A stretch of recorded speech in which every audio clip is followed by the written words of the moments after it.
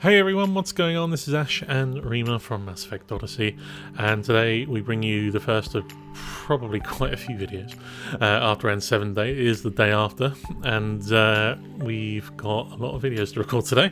This is the first of them, and this is our slightly more in-depth trailer analysis video. So we're looking at things that are said, things that crop up in the video, Easter eggs, and all that kind of thing. So do have a few points to go over. We will include some other points that some people have sent us on Twitter and comments on YouTube and things like that as well. So we're going to try and all incorporate into one video and see where we go from there. So, because the first part of the trailer is really just like old NASA clips. Yeah, I think the first part of the video is basically just like it's kind of documenting like the journey of mankind into space. And how that it's kind of like commenting on how like humanity is, it's always curious, always trying to strive to hit that next barrier and keep going and keep going and keep going, which is kind of like a good metaphor for how Mass Effect kind of, you know, how much BioWare loves like space exploration as much as we do. Oh yeah. That's why we love the game so much, because they're so inspired by like space exploration, curiosity, and just like moving forward. And I think that's the whole point of this entire first monologue, is just to. Yeah, it's like learning from what's behind us and trying to translate that into moving forward and finding out what's in front of us, kind of thing.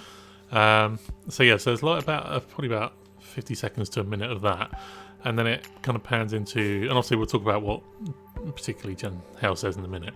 But then it kind of pans into the shot of what we assume is some sort of shuttle. Yeah, a cockpit of some sort. Or a cockpit of some kind. This is the bit that's getting everyone, like, this is where everyone's getting most of their theories and bits and bobs from. This shot from, like, in the cockpit looking out to Earth. That's the... Yeah. It's like only, like, what, like 10 seconds? Not even that. Yeah, exactly, yeah. It's like, it's a very short amount of time, but there's, like, certain things in there. The first point I wanted to kind of touch upon was something I saw and I've heard about kind of going from when N7 Day, all that kind of stuff finished yesterday, to kind of waking up this morning and reading comments and looking on Twitter and stuff like that. There seems to be kind of a consensus amongst a few people that when you start drawing back away from Earth and heading away from it, the light that is the sun behind the Earth is actually something hitting the Earth. It is clearly the sun, because when you draw back even further, the sun then reappears afterwards, so it's very clearly the sun. It's the Earth's. It's the sun. Yeah. It's how the sun kind of emits light in outer space. The sun isn't like orange in outer space. Yeah, it's white. It's white. Yeah. So that is the sun. Unfortunately, I can see what people mean, because it does look like it looks like a meteor hitting the Earth. Yeah, like the way it pulls back, it looks like it's got like a meteor strike, and it kind of looks like it's kind of like falling into the horizon of the Earth. But then when you pull back, it's pull back further, you just see it come back again. So it's very clearly the sun. And then the next bit was.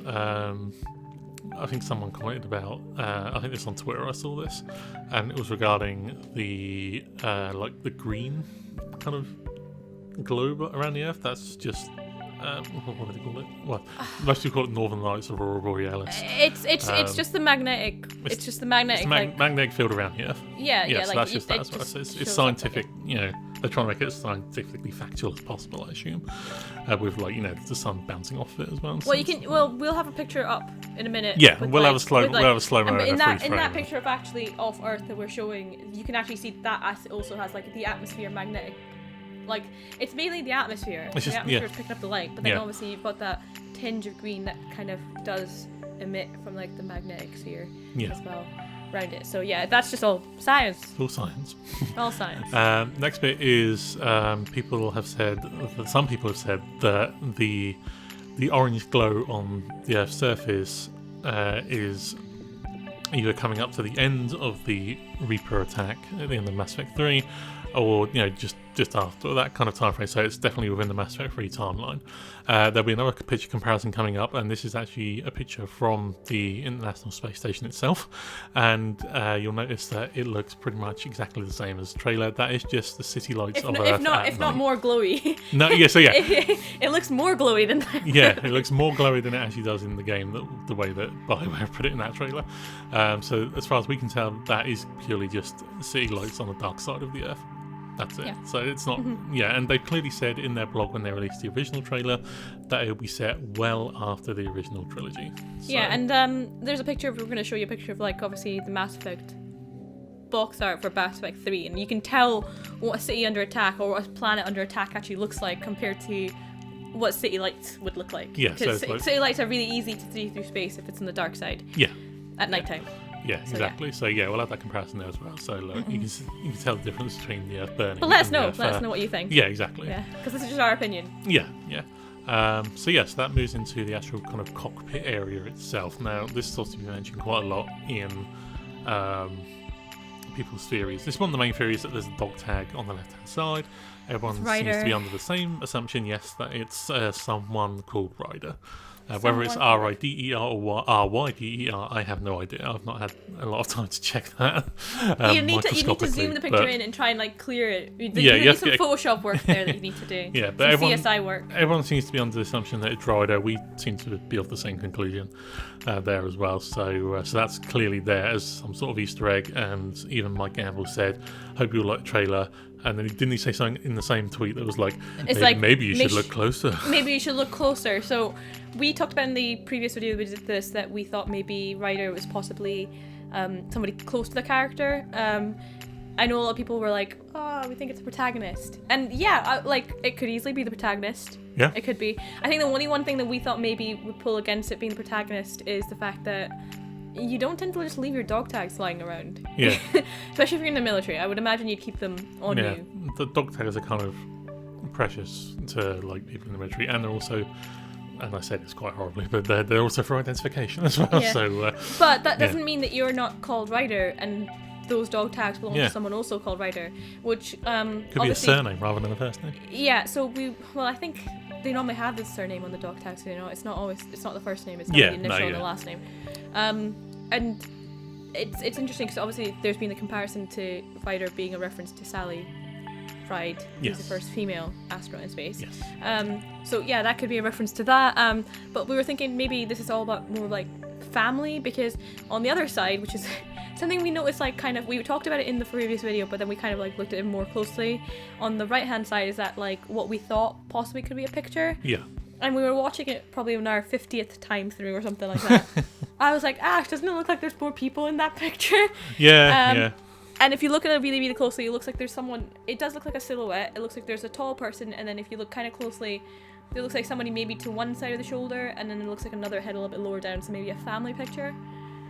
So... Yes, so it looks like an older person and potentially a child. Yeah, maybe.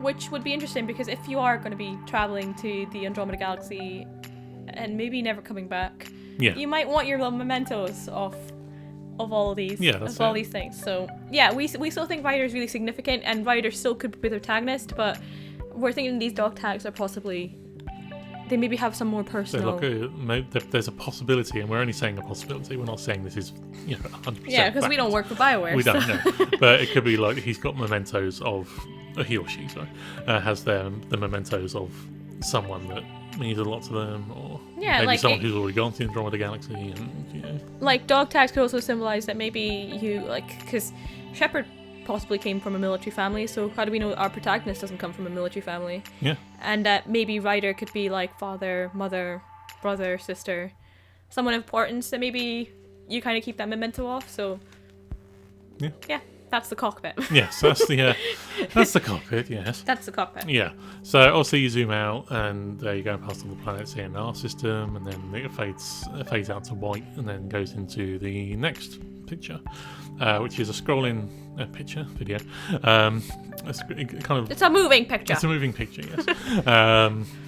And commonly known as films. Yes. The talks. Or videos. So yeah, it kind of pans in on one galaxy, on the left-hand side, and it slowly pans around, and then you see the ship. Yeah. And I think at this point, most, if not all people, are under the same assumption that this is the Ark. And Yeah, of some I sort. think we tend to agree with that. It looks big enough to be an Ark, and someone who commented just this morning, which I don't know if you've actually seen or not, Rima, because Probably not, because I've been out this morning. yeah, no, that's a good point. Yeah, I've been trying to sort some stuff out here as well, so I only saw it like just before we started recording. Was someone gave us a link to the picture that they released for concept art last year, and it's like that inside of the Ark thing, and it's noticing that circular shape. And so do you think? They're of the same assumption. So you know when I said yesterday, or in the last video that came out, there's that circle in the middle. Well, it could possibly be that maybe when this thing actually lands somewhere, or when it opens up, like turns into the Citadel, it just turns itself around and it opens up. Yeah. Like the Citadel would, because we noted in the previous video that it does have very, like, the arms are very similar to the Citadel, in a way. Yeah. But they've got these like pokey arms that could possibly have like habitation, and the ring in the center kind of seems like it possibly could be like for gravitational use. Yeah. Much like how it is in things like, you know, space stations and stuff, where they have like a rotating ring to kind of. But someone on Twitter last night, actually when I was half asleep, wrote to us saying, I think it was a reference to the Black Ark theory that we did a video on. Yeah. And he wrote saying coincidence, and you can literally like. the only word they put in it. Well, I'm not entirely sure. I might be paraphrasing, but he basically was it? Yeah. Yeah, with one word, coincidence. Yeah. And he basically put a picture of the Black Ark, which is obviously the collector ship, against that. And to be honest, they are very similar. Oh yeah. They're very similar. You've got kind of that circle in the middle. You've got the three kind of prong arm things. And you've got like the boosty bit at the back as well, like the engine. So maybe this theory still holds some kind of water for now. Yeah. It seems like it does. They look very similar in kind of structure, shape, size. The only like detrimental differences I can see is the fact that the collector ships are covered in sort of rock or something. Yeah, and this, whatever this is in the trailer, has that like 4 extra arms. They have the back. 4 like almost. It kind of reminded me of the arms coming out of the Crucible at the end. Like kind of, yeah. Like, well, to be honest, it kind of looks like the Crucible and the collect and the Citadel together. And Citadel together. Yeah. They just moved the Citadel. That's what it is. The Citadel was the Ark the entire time. So maybe the Black Ark still has. It's still not dead in the water. Oh yet, yeah, it's not confirmed here or there, but it seems very, very similar in pictures, which this gentleman was very kind enough to point out to us, and we'll obviously give him a shout out in the video. We'll put it in the shout. And we'll so, put all these picture comparisons up as well, so you can see there as well. I think the last thing we mentioned in the last video as well, but I cannot remember the commenter, but we'll put it in the video. And it's referencing Ryder, and it's about how, and I think a lot of people have already kind of talked about it, is like obviously Ghost Rider in the Sky might be a bit more obvious now. Yes. Whether we're gonna be very literal about this, and maybe there's literally someone who's died called Ryder, and you end up meeting them in the Andromeda Galaxy. Yeah. And it's like a ghost, or actually it's about Ryder's journey into being like good or bad. But it's starting to look like that song is way more literal than we thought. Yeah, exactly. Yeah. We're also thinking about ghosts and ghouls and like good and bad and renegade and paragon, where like Ryder was the optimal word there. Yeah, exactly. Yeah. Yeah. But so yeah, that's I think that's kind of it really. I'm just trying to think back and see if there's anything else I can. I think we were going to talk about Jen Hale, what she was talking about. Yes, so there are a couple of a lot of people are assuming that Shepard's alive, and yes. Okay, so let's. Look, I don't like poo-pooing people's ideas. Okay, I don't like pooping people's ideas. But yeah, I'm using the word poo-pooing. But I honestly don't. They've made it super clear that Shepard's not going to. They've been almost to the point of being adamant. I feel, we were pretty sure that this is just Shepard sending off the trilogy. And this has actually been confirmed in a tweet from Yannick Roy that we both saw last night after the stream had finished. Because we were on well after that stream finished. Just like discussing we didn't win anything. Recordings and stuff. No, we won nothing either. We're not happy about that. We won nothing. We got the loot crate, so it's fine. Yeah, we got the loot crate. But yeah, so you've got the tweet from Yannick Roy, who someone said, is the whole thing about Shepard being done still the plan for like new Mass Effect games going forward. Yannick Roy came back saying the plan is still exactly the same, and he said, I can't remember exactly what, but basically he was just saying, and I'm paraphrasing here, that basically this is a nod to all Mass Effect fans. This is Shepard signing off completely, basically handing the torch over to someone new to explore past is new, essentially. So this is Shepard literally signing off. This is the end of Shepard right here in this trailer. So I mean, again, there may be very small in-game references to what's happened previously in the previous trilogy, but they're going to be right at the beginning of the game more than likely, and then you know, this will be your new character, your new adventure. Go into the galaxy, go into the Andromeda galaxy. So this is very much a sign off from Shepard. So that's it. I mean, there are some interesting words as well. I think you pointed out one of them where it was like it was basically she's for like, our curiosity. Yeah, she's like, we need to have, like, I'm obviously paraphrasing, I'm not actually quoting this, but she's like, we have to explore because whether it be our insatiable curiosity or because of the need to do it. Yeah. And I think it's almost like she's saying, like, oh well, humanity always has this like urge to always explore, but the way she says it is kind of like, it's almost kind of it's almost like they have to, they don't really have a choice, so there might be a need to go to the Andromeda galaxy that's unwritten yet, that we don't know. Yeah.